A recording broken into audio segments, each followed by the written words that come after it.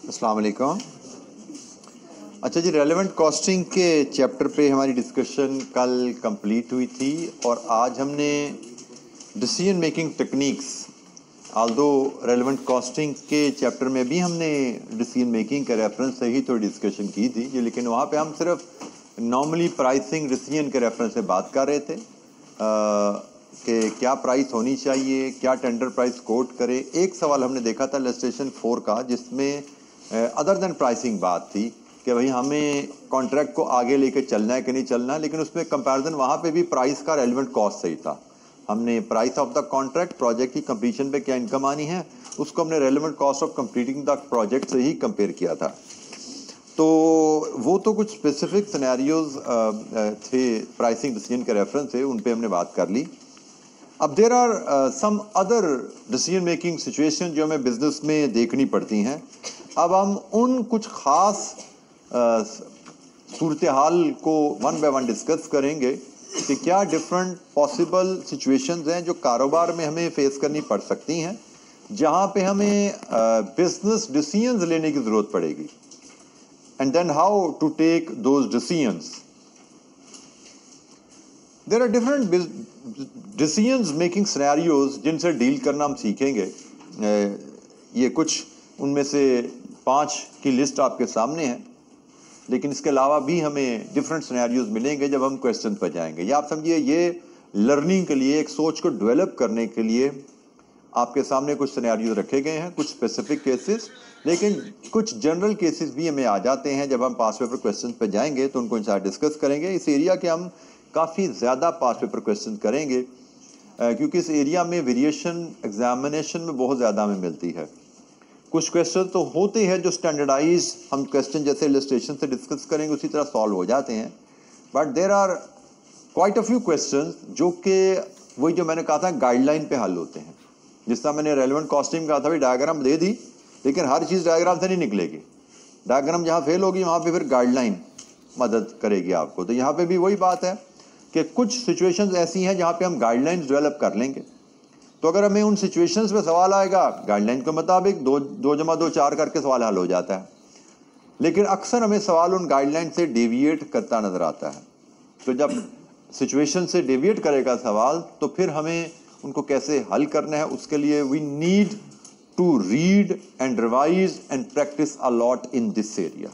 ठीक है, इस एरिया में जितनी प्रैक्टिस आपकी ज़्यादा होगी उतने बेहतर आप परफॉर्म करेंगे। पीछे हम जो एरिया कॉस्टिंग के पढ़ते आए हैं ना, उनमें डिसेंट प्रैक्टिस, रीजनेबल प्रैक्टिस है, काम चल जाता है। लेकिन अगले ये जो 2-3 चैप्टर हैं, relevant costing, decision making and CVP, इनमें जितने ज़्यादा आपने प्रैक्टिस क्वेश्चंस किए होंगे, रिवीजन्स के साथ साथ, रिवीजन छोड़ के प्रैक्टिस नहीं, रिवीजन्स के साथ साथ जितने ज़्यादा प्रैक्टिस क्वेश्चन करेंगे उतना जहन आपका अच्छा ट्रेन होगा इन सवालों को डील करने के बारे में। ठीक है। अच्छा जी, let's start with the first situation. Situation है जी dealing with one limiting factor. ये है जी कहानी हमारे सामने, वन लिमिटिंग फैक्टर। प्रॉफिट हम कैसे मैक्सिमाइज कर सकते हैं जब हमारे पास एक लिमिटिंग फैक्टर हो। ये तो जेनेरिक एक आप कह लीजिए एकेडमिक टर्म है कि वन लिमिटिंग फैक्टर में प्रॉफिट मैक्सिमाइजेशन, लेकिन इसकी पहचान क्या है कि ये सिनेरियो ये वाला है।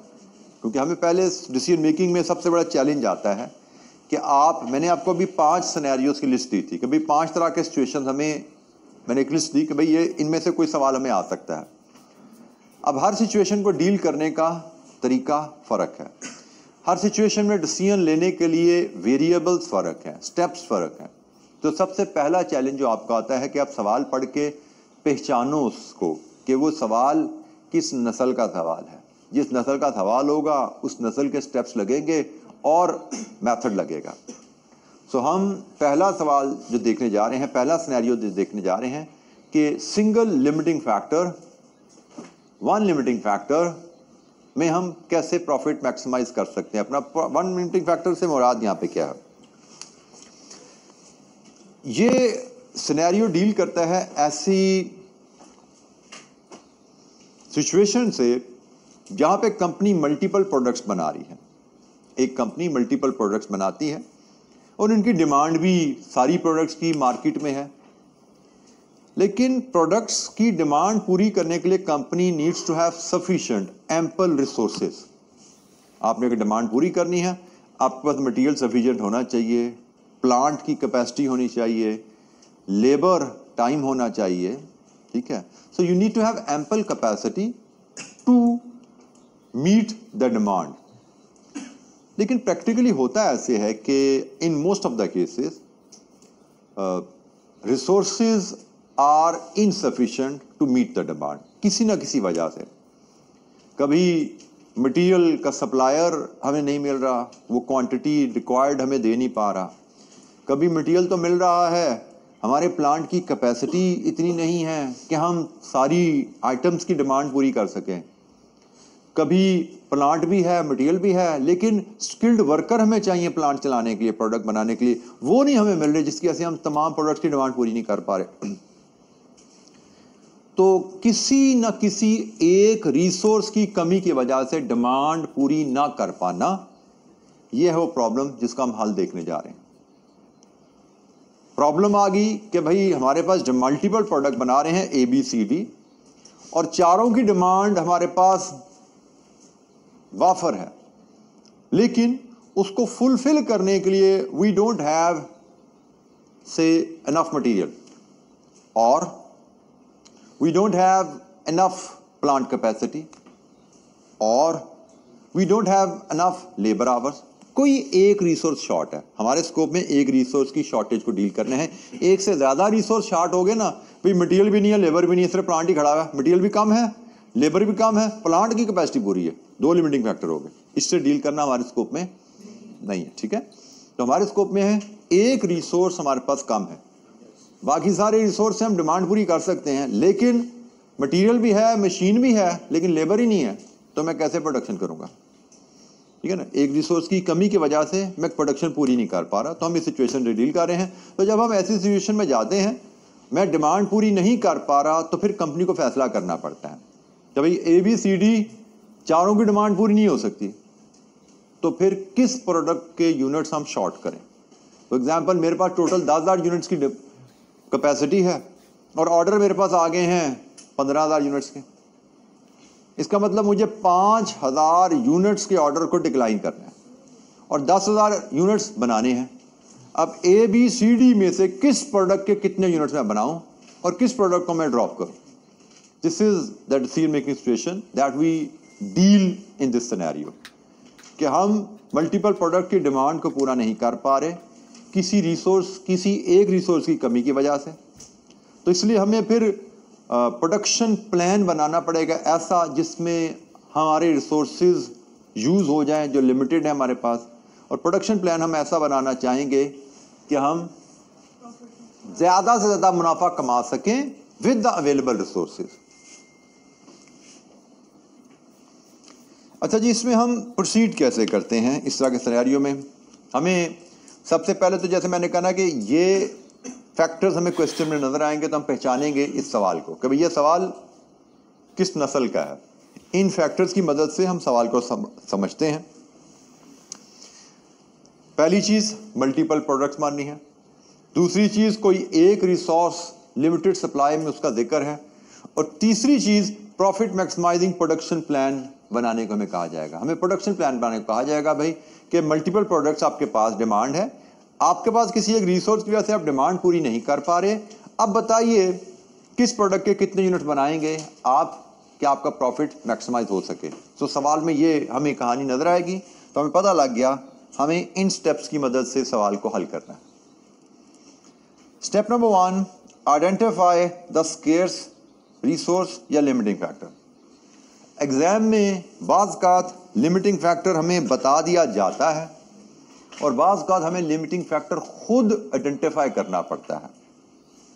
तो पहला स्टेप हमारा होता है हिस्सा के सवाल में, जब हमें सवाल कहानी पढ़ के पता लग गया ये लिमिटिंग फैक्टर का सवाल है, कोई एक रिसोर्स हमारे पास शॉर्ट होने वाला है, तो सबसे पहले हम आइडेंटिफाई करेंगे कौन सा रिसोर्स शॉर्ट होने वाला है। How to identify that? It's a very simple activity which may or may not be required in the question. जैसे मैंने कहा, कभी एग्जामिनर क्वेश्चन में बता देगा कि जी लेबर शॉर्ट है, तो हमें कैलकुलेट नहीं करना। कभी वो कह जाएगा जी मटेरियल शॉर्ट है, तो हमें कैलकुलेट नहीं करना।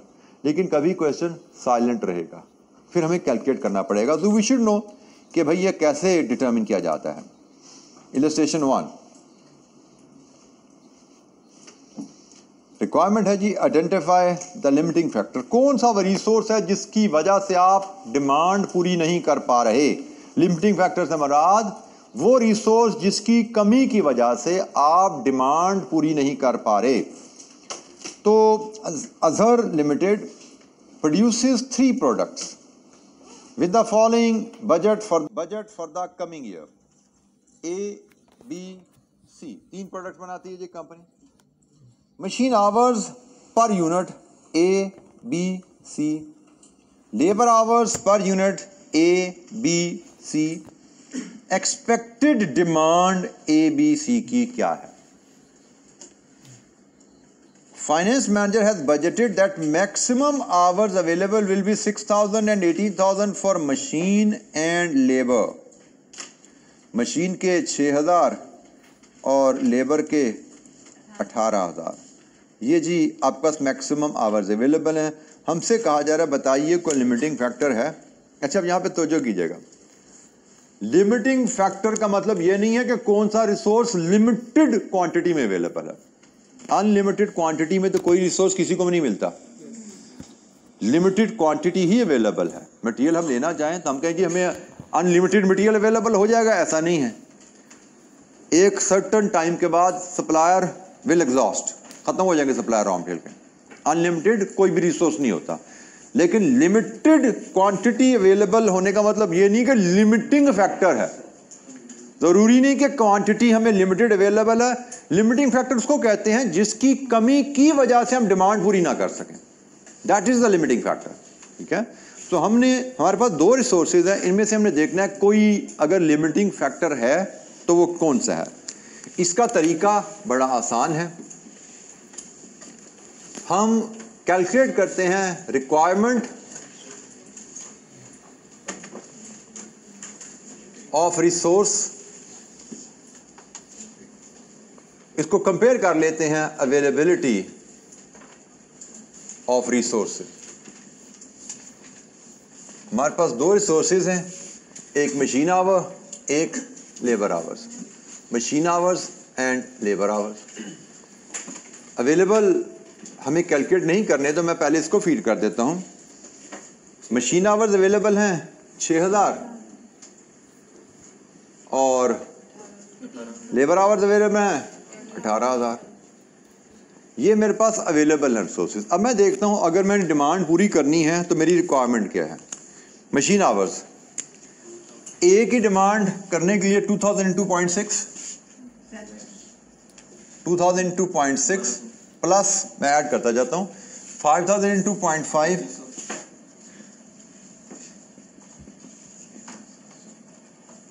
Plus 3000 into 1। तो जनाब मशीन आवर मेरे पास बने 6,700 की रिक्वायरमेंट, 6,700 की रिक्वायरमेंट। और इसी तरह मैं अगर लेबर आवर की कहानी देखूं 2000 into 1 plus 5000 into 1.2 plus 3000 into 2.5, ये है जी 15,500।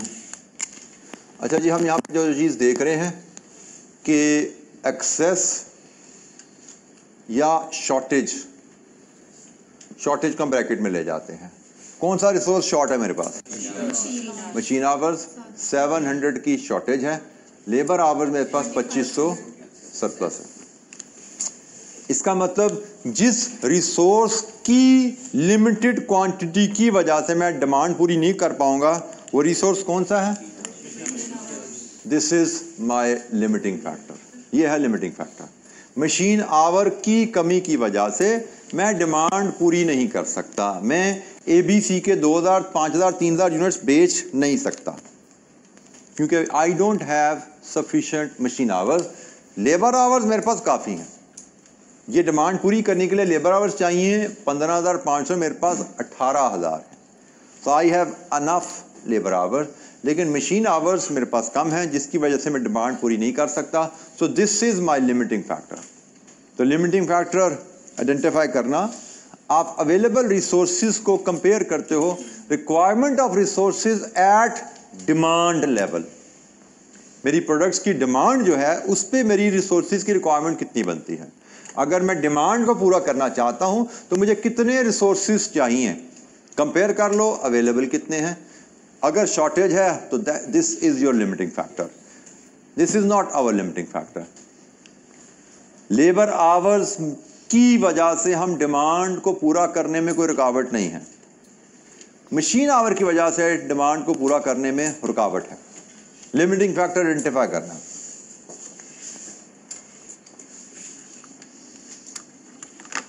रिपीट कीजिए एक्टिविटी इलस्ट्रेशन 2 में जनाब। लिमिटिंग फैक्टर 1 मिनट लगाइए और उसको मेजर करके बताइए कौन सा लिमिटिंग फैक्टर है यहाँ पे।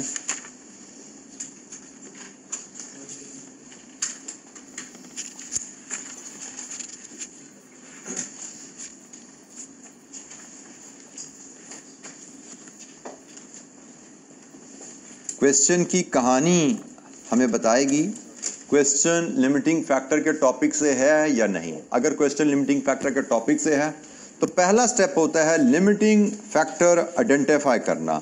वो रिसोर्स आइडेंटिफाई कीजिए जिसकी वजह से आप डिमांड पूरी नहीं कर पाएंगे। वो रिसोर्स जिसकी वजह से आप डिमांड पूरी नहीं कर पाएंगे, पहला स्टेप होता है उसको आइडेंटिफाई करना।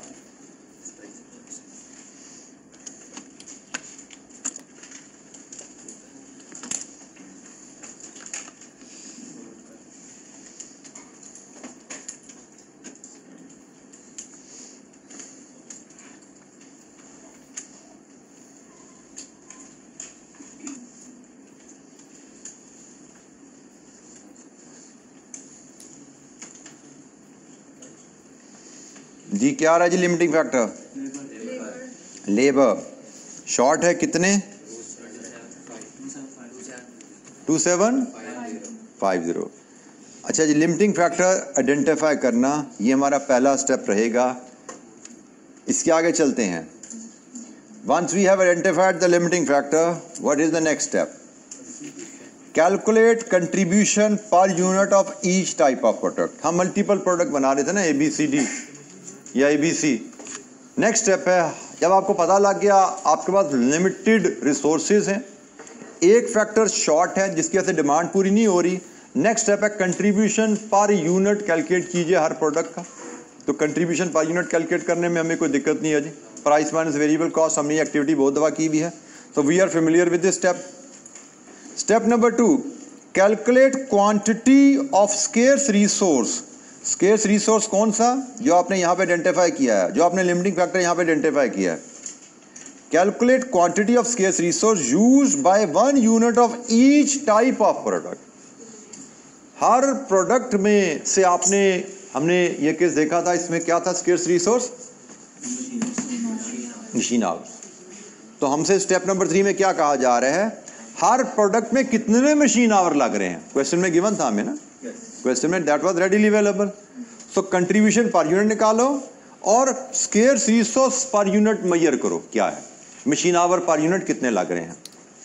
इसमें भी कोई इशू नहीं हमें। Next step, divide the contribution per unit by the quantity of scarce resource used. इससे आपको मिलता है contribution per unit of scarce resource. जैसे आपने कैलकुलेट किया प्रोडक्ट ए का कंट्रीब्यूशन पर यूनिट से 10 रुपये है, फिर आपने मशीन आवर्स कैलकुलेट किए पर यूनिट ऑफ ए से वो 5 घंटे हैं। अब नेक्स्ट स्टेप हमें जो बताया जा रहा है कि कंट्रीब्यूशन पर यूनिट को आप इससे डिवाइड करो तो आपको कंट्रीब्यूशन पर मशीन आवर मिलेगा। कंट्रीब्यूशन पर मशीन आवर हमने यहाँ निकाला प्रोडक्ट ए का से 2। यही वर्किंग अगर हम प्रोडक्ट बी के लिए करें, से प्रोडक्ट बी का आपने कंट्रीब्यूशन पर यूनिट निकाला 12, प्रोडक्ट बी के अपने आवर्स निकाले से 4, तो कंट्रीब्यूशन पर मशीन आवर क्या आया? 3। अब इनका फर्क समझिए। अगर मशीन का 1 घंटा प्रोडक्ट ए बनाने में आप इस्तेमाल करोगे, कितने रुपए कमाओगे उस घंटे में? 2 रुपए। और वही 1 घंटा प्रोडक्ट बी बनाने में इस्तेमाल करोगे तो कितने कमाओगे? मसला मशीन आवर का ही था ना, मशीन आवर हमारे पास कम है।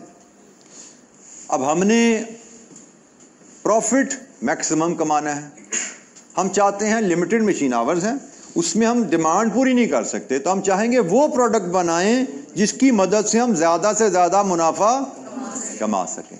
ये वैल्यू हमें बता रही है कि मशीन आवर को प्रोडक्ट बी बनाने में ज़्यादा फ़ायदा है।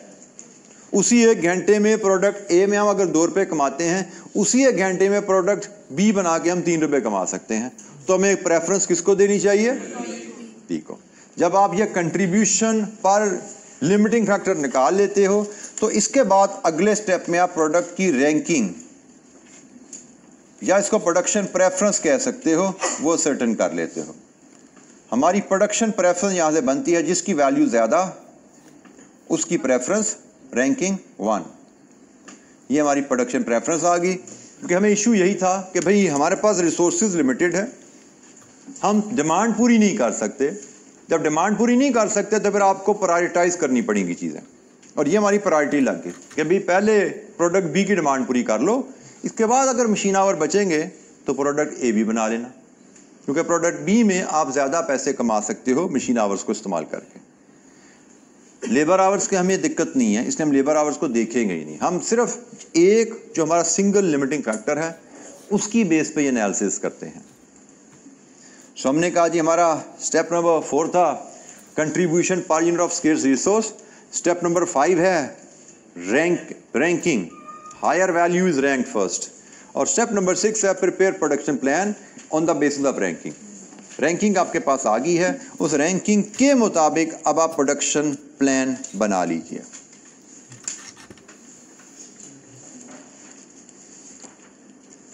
जी, एनी क्वेश्चन?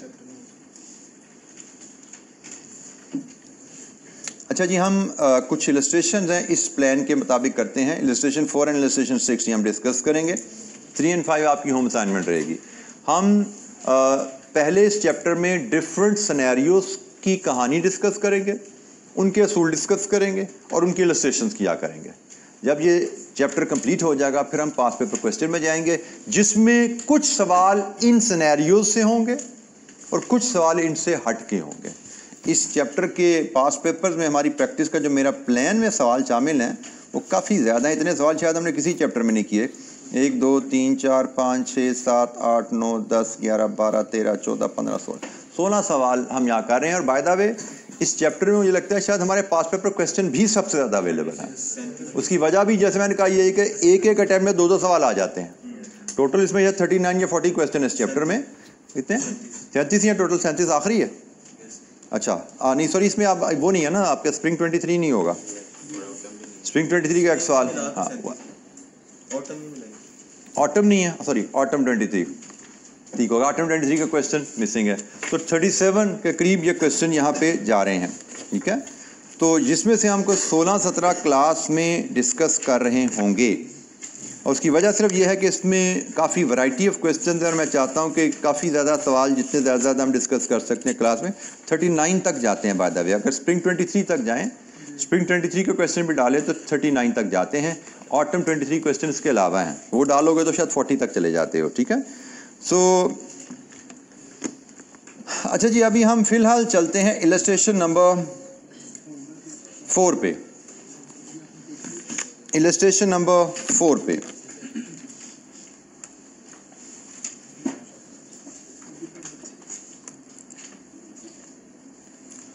इलस्ट्रेशन नंबर 4 में रिक्वायरमेंट है हमारी, list the products in the order of preference, production preference, determine the production mix that will maximise the profits next year. Requirement को 200 में तोड़ा गया है। प्रोडक्शन प्रेफरेंस बताइए और उसके बाद प्रोडक्शन प्लान दीजिए। प्रोडक्शन प्रेफरेंस हमारे पास आती है जनाब यहाँ पे स्टेप नंबर 5 में, यह है प्रोडक्शन प्रेफरेंस। प्रोडक्शन प्रेफरेंस तक पहुँचने के लिए हमें पहले लिमिटिंग फैक्टर आइडेंटिफाई करना है, फिर कंट्रीब्यूशन पर यूनिट लेना है, फिर कंट्रीब्यूशन पर लिमिटिंग फैक्टर लेना है, लिमिटिंग फैक्टर, कंट्रीब्यूशन पर लिमिटिंग फैक्टर, फिर रैंकिंग, यहाँ तक आते आते हमारा स्टेप पार्ट ए कंप्लीट होगा, उसके बाद प्रोडक्शन प्लान बनाना, ये पार्ट बी है। तो हमारे सवाल इलस्ट्रेशन नंबर 4 के 2 हिस्से। एक, list the products in the order of production preference and determine the production mix that will maximise the profit. Production plan. अच्छा जी, क्वेश्चन पढ़ते हैं फिर इसको सॉल्व करते हैं। Abbas Limited manufactured 3 products. Budgeted sale for all the 3 products for the next year is as under. Budgeted sales JKL units कितने बेचने हैं? Selling price and cost per unit data is as under. यह है जी selling price JKL का, ये है cost जिसमें raw material, direct labour, variable overheads, ये वेरिएबल सारी कॉस्ट आ गई जी सारी JKL की। फिर ये फिक्स्ड ओवरहेड्स आ गए, ठीक है जी। और ये फिक्स्ड ओवरहेड जब भी पर यूनिट दिए जाएं ये OAR होते हैं, ख्याल करने में। The company is facing shortage of direct labour hours and estimate that maximum of 8,500 hours will be available for the next year. लीजिए जी, पहला स्टेप हमारा हो गया। लिमिटिंग फैक्टर हमें बता दिए है, लिमिटिंग फैक्टर है लेबर आवर्स, ठीक है जी। पहला स्टेप हो गया आइडेंटिफाई लिमिटिंग फैक्टर, क्वेश्चन ने आइडेंटिफाई कर दिया, हमें इसको एस्टिमेट नहीं करना। List the products in the order of production preference, हमें स्टेप नंबर 2 से आगे चलना है। इसका मतलब है 3 प्रोडक्ट्स JKL, इसके हिसाब से अब हम चलेंगे। JKL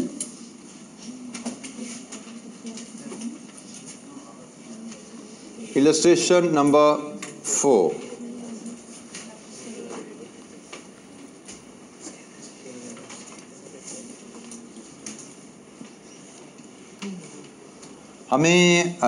हमने step number 1 limiting factor identify कर लिया। What is step number 2?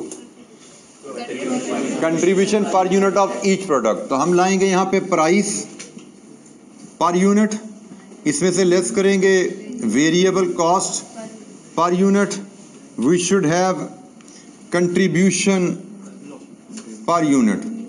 What is the next step?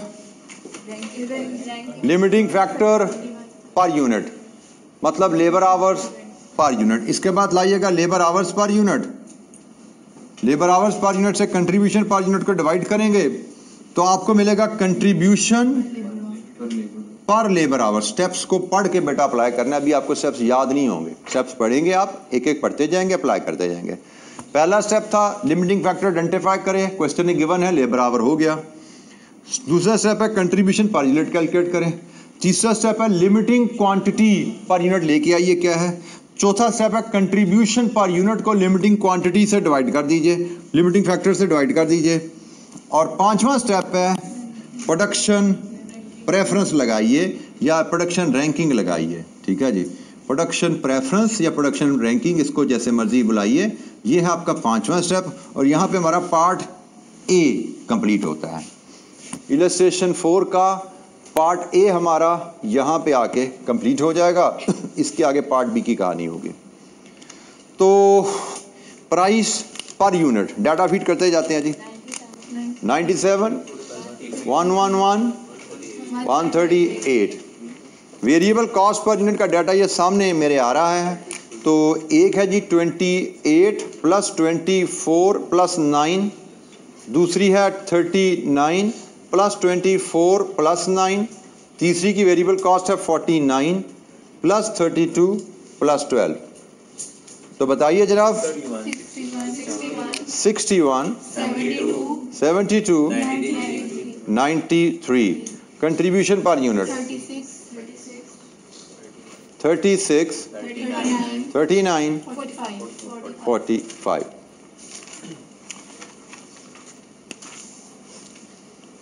Contribution per unit for each product ले लिया। इसके बाद लेबर आवर्स पर यूनिट। अच्छा, लेबर आवर्स हमें डायरेक्टली अवेलेबल नहीं है, हमें लेबर कॉस्ट अवेलेबल है। कॉस्ट पता है, रेट पता है, आवर बना सकते हैं। लेबर आवर पर यूनिट, पहला केस 24/80, दूसरा केस भी सेम है, तीसरा केस 32/80, ठीक है जी। तो जनाब 24/80 0.3 आवर्स, 0.3 आवर्स, 0.4 आवर्स। लीजिए जी, लेबर आवर्स पर यूनिट भी आ गए। किसी बच्चे को कोई कैलकुलेशन समझ ना आए पूछिएगा, we are simply reading the steps and following. हम पढ़ते जा रहे हैं, अप्लाई करते जा रहे हैं। Labour hours per unit. Next step क्या है? कंट्रीब्यूशन पर यूनिट को लेबर आवर पर यूनिट से डिवाइड कीजिए, तो कंट्रीब्यूशन पर लेबर आवर आया कितना जी? 120, 130, 112.5। Ranking, highest ranking is ranked first 1, 2 and 3। लीजिए जी, प्रोडक्शन प्रेफरेंस हमारी लग गई कि हमें सबसे पहले प्रोडक्ट के बनानी है। जब के की डिमांड पूरी हो जाए और हमारे पास अभी रिसोर्सेज हों, फिर हम जे बनाएंगे। जे की डिमांड पूरी करने के बाद भी रिसोर्सेज बचे अगर, तो फिर हम एल बनाएंगे। ठीक है जी, जब तक हमारे रिसोर्सेज ख़त्म नहीं हो जाते। और कौन सा रिसोर्स सबसे पहले ख़त्म होगा? Labour hours. हमारा ख़त्म सबसे पहले रिसोर्स होना है लेबर आवर। तो हम लेबर आवर को टारगेट करके अपना प्रोडक्शन प्लान बनाएंगे, क्योंकि बाकी किसी रिसोर्स की कमी नहीं हमारे पास। 80 रुपीज़ पर आ रहा है, तो ये 24 रुपीज़ दिए पर यूनिट है बेटा, ये कॉस्ट पर यूनिट का डाटा है, ये रुपीज़ लिखा हुआ है यहाँ पे। ठीक है, ये सारा टेबल रुपीज़ में है। 24 रुपीज़ है 80 रुपीज़ पर आवर के हिसाब से।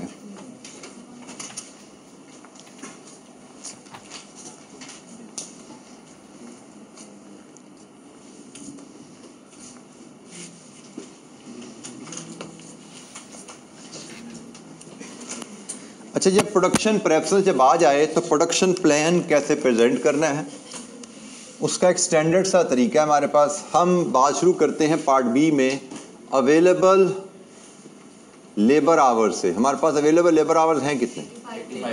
8500। अब प्रोडक्शन प्लानिंग, प्रोडक्शन प्रेफरेंस के मुताबिक इनको इस्तेमाल करना शुरू कीजिए। सबसे पहले आपने के की डिमांड पूरी करनी है, तो आपके पास डिमांड के की कितनी है? के की डिमांड है जी आपके पास 8000। तो सबसे पहले आप के यूनिट बनाना चाहेंगे। प्रोड्यूस के कितने यूनिट्स? 8000। 8000 यूनिट्स के बनाएंगे तो कितने लेबर आवर इस्तेमाल हो जाएंगे? 8000 यूनिट्स के में 0.3 इंटू 0.30, 2400 इस्तेमाल हो गए। बाकी कितने बचे? 6100। अब किसकी ज़रूरत है जी आपको? जे की। जे की डिमांड कितनी है? 6200। तो जनाब अब आप प्रोड्यूस करेंगे जे, और जे के 6200 लेबर आवर्स के हिसाब से बना सकते हैं, काफ़ी टाइम है हमारे पास। 6200 इंटू 0.3 1860 यहाँ पे इस्तेमाल हो गए। बाकी कितना बचा? 4240। अब बारी आएगी प्रोडक्ट एल की। Produce product L. एल की डिमांड कितनी है? 11500। क्या डिमांड पूरी कर सकते हैं? नो, यही था ना, शॉर्टेज थी, हम डिमांड पूरी नहीं कर पा रहे थे, तो सारा मसला पड़ा था। हम प्रोडक्ट एल की डिमांड पूरी नहीं कर सकते, तो क्या करेंगे? जितने बना सकते हैं उतने बना देंगे। आखिरी प्रोडक्ट हमें जब पता लग गया हम पूरी नहीं बना सकते, तो हम बैलेंस क्वांटिटी बनाएंगे, जितने बना सकते हैं अवेलेबल टाइम। तो 4240 घंटों में कितने यूनिट्स ऑफ एल बना सकते हैं आप? 10,600। आपने कैसे निकाला? आपने अवेलेबल टाइम को डिवाइड कर दिया टाइम पर यूनिट से, 0.4, आपके बने 10,600 यूनिट्स। ठीक है जी, 10,600 यूनिट बनाने में आपका टोटल 4,240 घंटे इस्तेमाल हो गए, ख़त्म हुई। प्रोडक्शन प्लान जो आपका बनता है, प्रोडक्ट के 8000 यूनिट्स, प्रोडक्ट जे के 6200 यूनिट्स और प्रोडक्ट एल के 10,600 units. This is your production plan. अगर आप चाहते हैं ज़्यादा से ज़्यादा मुनाफा कमाना, तो this is the production plan. यहाँ पे आखिरी प्रोडक्ट पे जब भी आए, जहाँ पे आपको पता लगे कि अब डिमांड पूरी करने के लिए रिसोर्सेज नहीं है, तो आपने मेजर करना है लास्ट प्रोडक्ट जिसको आपने यूनिट्स निकालने हैं। उसके लिए आप मेजर करेंगे available resource divided with limiting factor per unit. यहाँ से आपको लास्ट प्रोडक्ट के यूनिट्स जो आपको बनाने हैं वो मिल जाएंगे आपको। जैसे हमने प्रोडक्ट एल पे आके देखा, इसकी डिमांड हम पूरी नहीं कर सकते, इसके लिए जितने आवर्स चाहिए वो हमारे पास अवेलेबल नहीं है, तो फिर जितने अवेलेबल हैं उसको डिवाइड कर दो लिमिटिंग फैक्टर पर यूनिट से। इस केस में हमारे पास 4200 अवेलेबल है और लिमिटिंग फैक्टर पर यूनिट है 0.4। ये जनाब यूनिट्स आ गए, ये प्रोडक्शन प्लान आ गया, इसमें सारे आवर्स इस्तेमाल हो जाएंगे। हमारा production plan, profit maximising production plan is available. Product A के 8000, प्रोडक्ट ए के 6150, प्रोडक्ट एल के 10600 units. This is our profit maximising production plan. अगर हम इस प्लान को फॉलो करेंगे तो will definitely earn the maximum profit.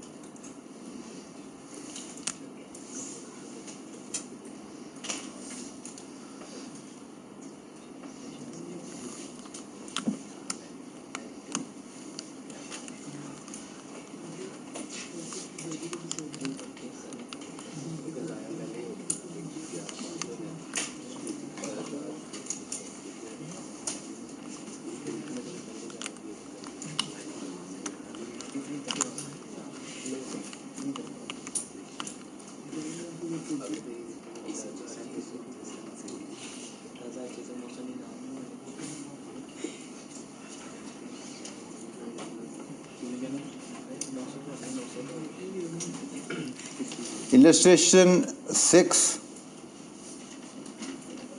Identify the quantities of the production and sales of each product that would maximize the annual profit and calculate the profit at the suggested production plan.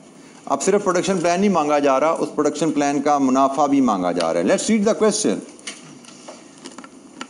Company makes 4 products MNOP using the same single item of direct material in the manufacture of all products. Budgeted data for the company is as follows. MNOP की annual sale demand units में क्या हैं? Direct material, direct labor, variable overhead, fixed overhead, full cost, selling price और profit per unit. Due to restricted supply, only 800,000 rupees of direct materials will be available. अच्छा, यहाँ पे उसने resource की quantity नहीं दी, resource is measured in amount. इससे कोई फ़र्क नहीं पड़ता, हमारे स्टेप में, हमारी कैलकुलेशन में, हमारी वर्किंग में कोई फ़र्क नहीं आएगा, सब कुछ वैसे ही चलेगा। पहले वो कहता था इतने घंटे अवेलेबल हैं, या कह सकता था इतने केजी अवेलेबल हैं, अब कह रहे इतने रुपए का मटीरियल अवेलेबल है, कोई फ़र्क नहीं पड़ता।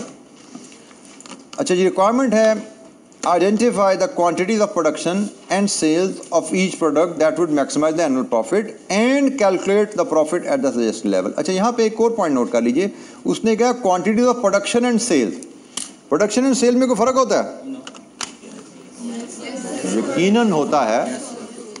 Unit produced plus opening stock minus closing stock, unit sold आते हैं।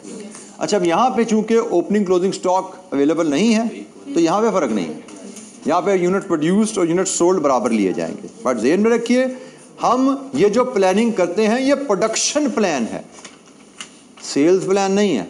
आगे चलेंगे आपको ओपनिंग क्लोजिंग स्टॉक भी नज़र आएगा। तो हम प्रोडक्शन रिक्वायरमेंट्स को लेके प्लानिंग करते हैं, ये ज़हन में रखने हैं। हम प्रोडक्शन प्लान बना रहे हैं, हम प्रोडक्शन प्लान बना रहे हैं।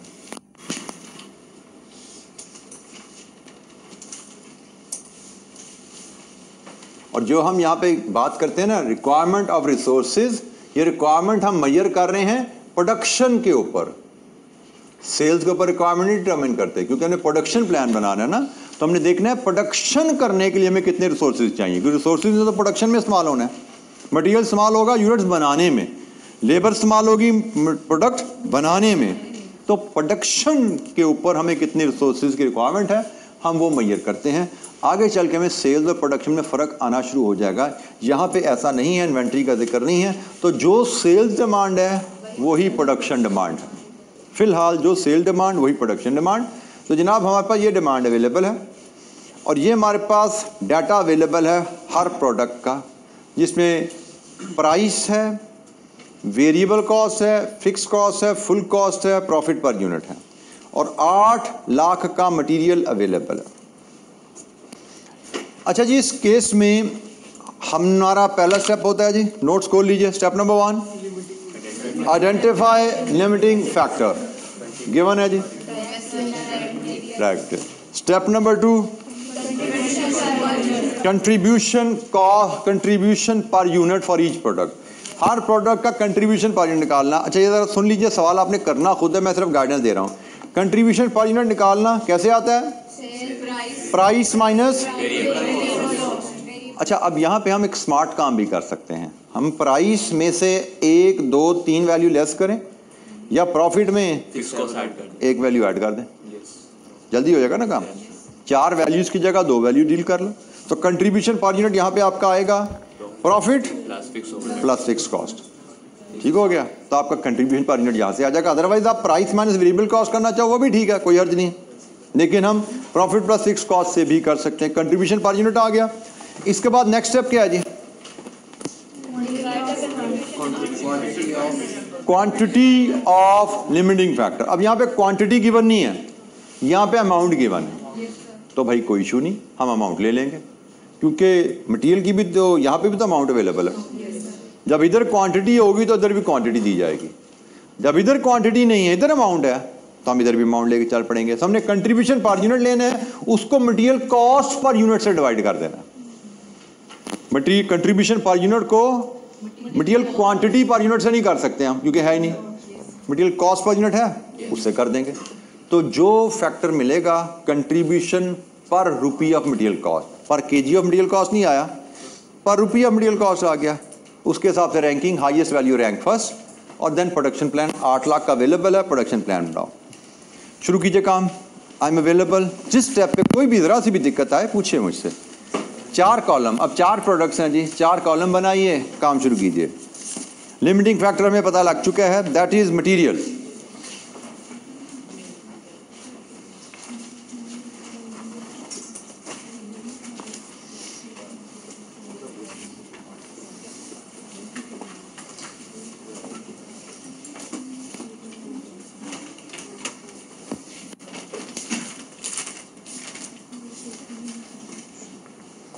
किसी स्टेप में कोई दिक्कत हो अप्लाई करने में, समझने में, पूछिएगा।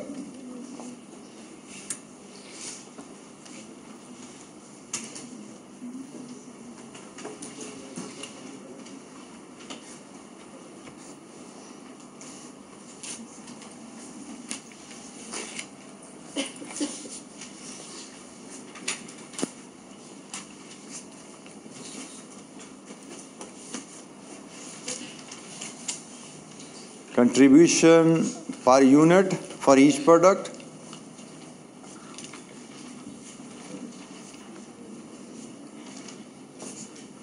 और कंट्रीब्यूशन निकल सकता है आपका प्राइस माइनस वेरिएबल कॉस्ट से भी और प्रॉफिट प्लस फिक्स कॉस्ट से भी।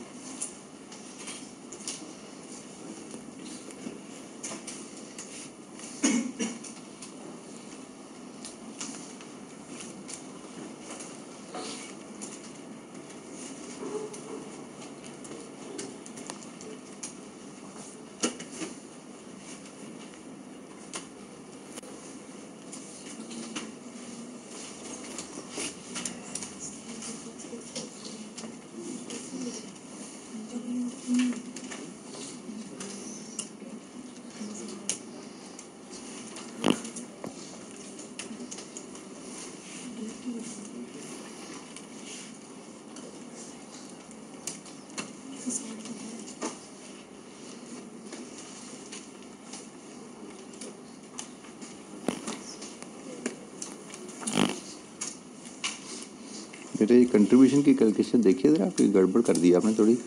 ओ और पी की देखिए फ़र्क आ रही है आपके साथियों से। Contribution per unit product M 160, N 80, O 192, P 168।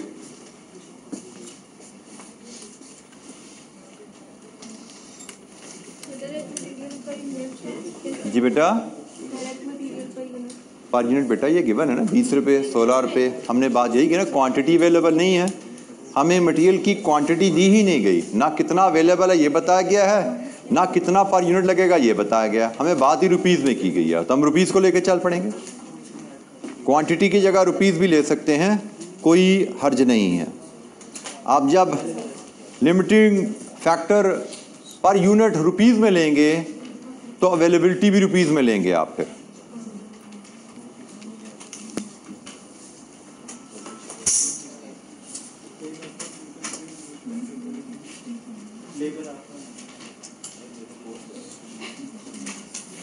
ये आप क्या कर रहे हैं? आपका सवाल कोई और है वाला नहीं है जो बच्चे बाकी कर रहे हैं, आपका सवाल वो नहीं है। ये 8000 क्या है, किधर है?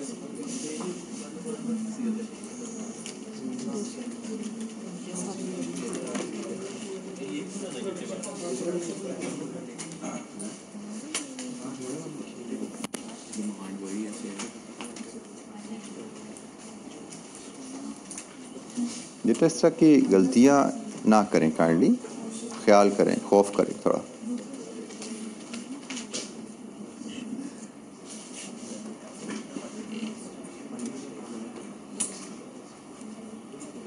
रैंकिंग आपकी आ रही है जी, प्रोडक्ट एम रैंकिंग 1, इसके बाद पी रैंकिंग 2, ओ रैंकिंग 3 और एन रैंकिंग 4, ऐसा ही है जी?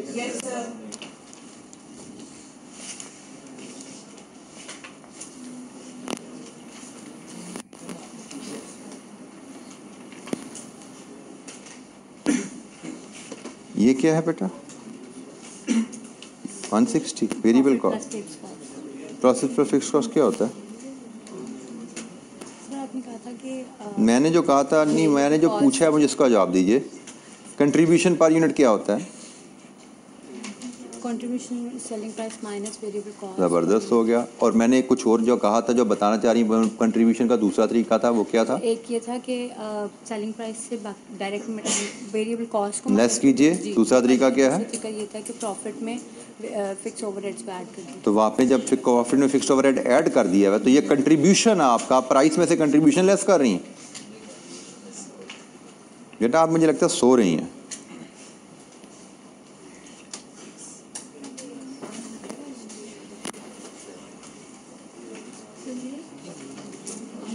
और ये फेलियर की बहुत बड़ी वजह होती है एग्जाम में कि you are not attentive, you are careless.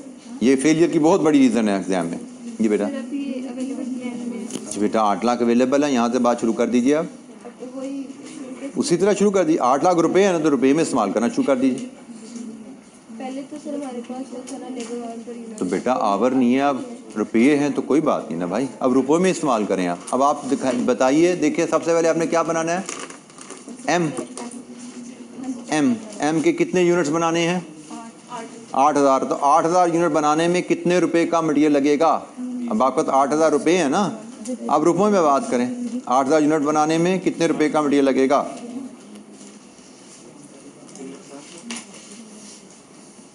बेटा ये मटेरियल कॉस्ट, अच्छा मटेरियल कॉस्ट पर यूनिट ले रहे हैं तो ये 8 तो नहीं है भाई।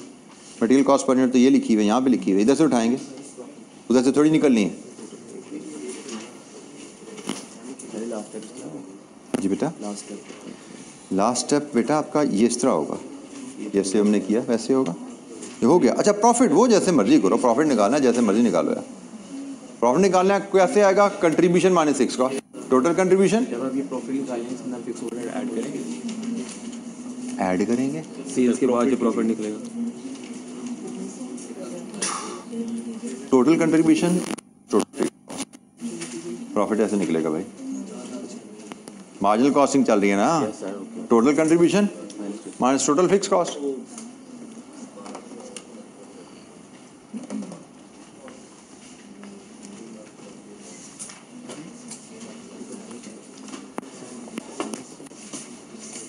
आखिरी स्टेप में, आखिरी से नहीं बल्कि जो प्रोडक्शन प्लान वाला स्टेप है, मैं आपसे अगर शेयर करूं कैसे वो दिखेगा इलस्ट्रेशन नंबर 6 में। हमारे पास अवेलेबल मटेरियल 8 लाख रुपए का है, तो हम 8 लाख रुपए से ही बात शुरू करेंगे। सबसे पहले हम बनाएंगे एम, प्रोड्यूस एम। कितने यूनिट्स बनाएंगे भाई?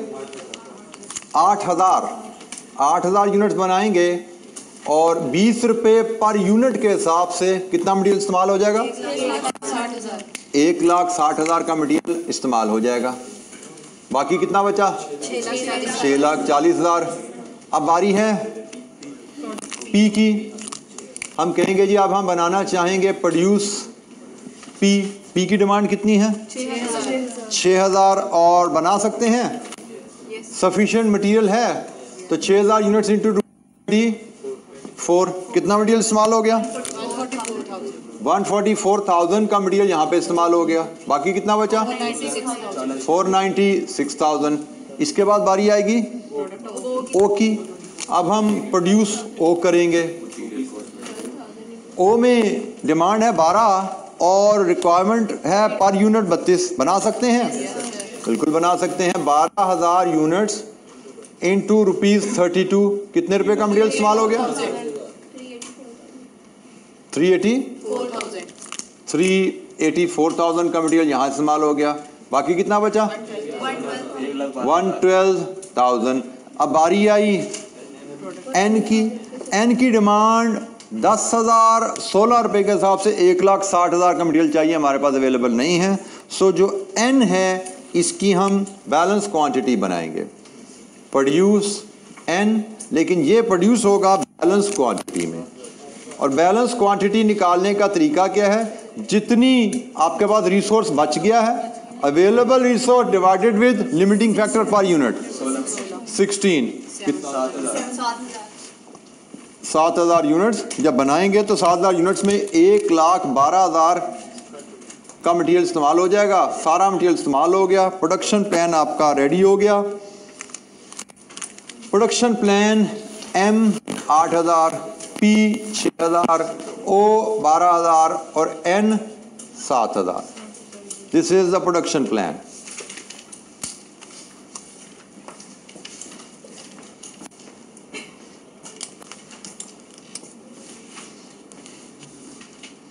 जी किसी स्टूडेंट को प्रोडक्शन प्लान बनाने में कोई दिक्कत?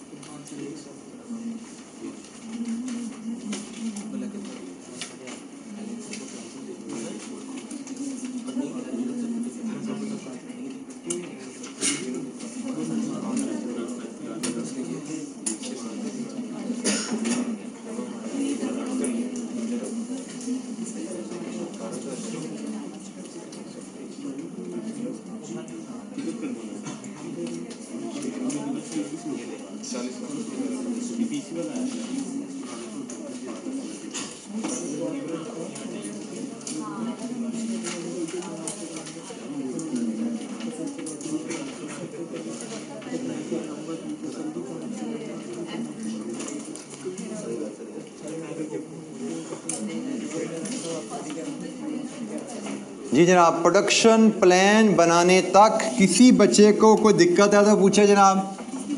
एग्ज़ाम में अगर हमें लिमिटिंग फैक्टर का क्वेश्चन आएगा तो हमारे पास स्ट्रक्चर्ड स्टेप अवेलेबल हैं। इन स्टेप को हम 1 बाय 1 फॉलो करते हुए रिक्वायरमेंट को हल कर पाएंगे, प्रोडक्शन प्लान बना लेंगे।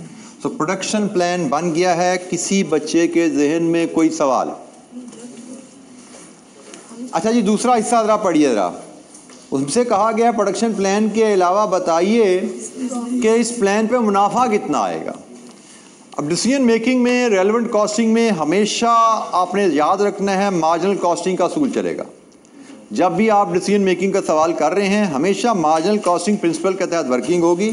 तो मार्जिनल कॉस्टिंग प्रिंसिपल के तहत ही मैं यहाँ प्रॉफिट कैलकुलेट करूँगा, which will be total contribution less total fixed cost.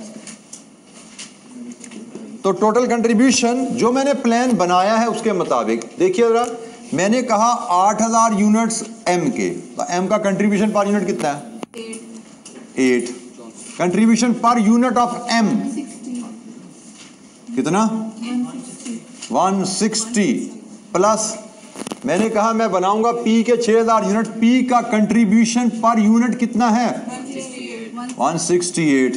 फिर हमने कहा जी हम बनाएंगे 12000 यूनिट्स ओ के, ओ का कंट्रीब्यूशन पर यूनिट 192। फिर हमने कहा हम बनाएंगे 7000 यूनिट्स एन के, एन का कंट्रीब्यूशन पर यूनिट 80। लीजिए जी यहां से you will have total contribution 515200, ये है जी टोटल कंट्रीब्यूशन। इसमें से टोटल फिक्स कॉस्ट लेस करना है, प्रॉफिट आ जाना है जी। कंट्रीब्यूशन आ गया। जो प्लान हमने सजेस्ट किया है उस प्लान पे हमारा टोटल कंट्रीब्यूशन कितना बनता है? सजेस्टेड प्लान पे टोटल कंट्रीब्यूशन कितना बनता है? अच्छा, जब इसकी टोटल फिक्स कॉस्ट कितनी बनती है? पर यूनिट तो हमारे पास गिवन है, कितनी है जी? ये पर यूनिट आ रही है। क्या करें इसको? किससे करें? जो उन्होंने एस्टिमेट किया बजटेड प्रोडक्शन। इसके लिए आपको देखना पड़ेगा ये आया कहां से है। ये आया कहां से है? ओआर कहां से आता है? Total cost divided with this fixed overhead का ताल्लुक हमारे प्रोडक्शन प्लान से नहीं है। कल भी बड़ी डिटेल में बात हुई थी। फिक्स्ड कॉस्ट का ताल्लुक जो यूनिट्स बनाए जाते हैं प्रोडक्शन वॉल्यूम उनसे नहीं होता। फिक्स्ड कॉस्ट का ताल्लुक प्रोडक्शन कैपेसिटी से है या बजटेड कैपेसिटी से है।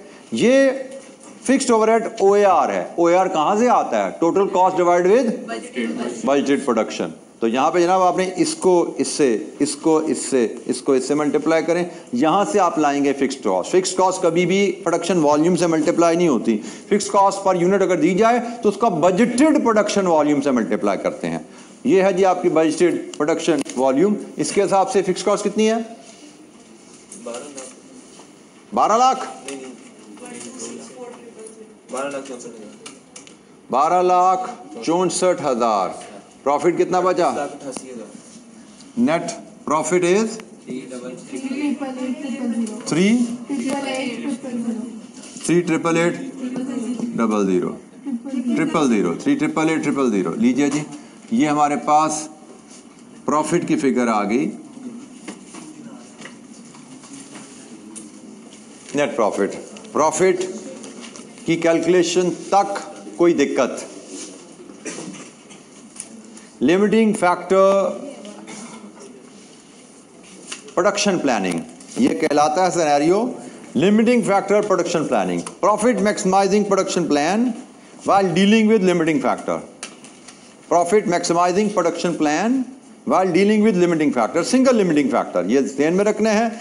जहां पे भी एक से ज्यादा लिमिटिंग फैक्टर हो गए वो हमारे स्कोप से बाहर है। अच्छा, मुझे पता नहीं क्यों शक पड़ता है कि शायद पास पेपर क्वेश्चन में एक सवाल ऐसा आया हुआ है जो गलत सेट हो गया, जिसमें एक से ज़्यादा लिमिटिंग फैक्टर थे, 2 रिसोर्सेज से जो कम थे। तो वो सवाल अगर हमारे सामने आ जाए हमने उस पर टक्कर नहीं मारनी। हमें 2 रिसोर्सेज दिए जाएं और दोनों ही हमारी ज़रूरत से कम है, अगर या 3 रिसोर्सेज दिए गए, 3 में से 2 हमारी ज़रूरत से कम है, 2 की वजह से हम डिमांड पूरी नहीं कर पा रहे, तो वो सवाल हमारे स्कोप से बाहर है। एक दफ़ा पास्ट में ऐसा क्वेश्चन आ चुका है। अगर आपके सामने मुझे लगता है मैंने कोशिश तो की थी वो सवाल मैं किताब से निकाल दूं, लेकिन अगर गलती से वो रह गया हो तो उसको आपने इग्नोर कर देना है। वो सवाल आपने नहीं करना। ऑल्दो ICAP ने माशाल्लाह उसको भी सॉल्व करके दे दिया आपको, तो लेकिन वो जुगाड़बाजी है, हमने जुगाड़बाजी यहाँ पे नहीं सीखनी।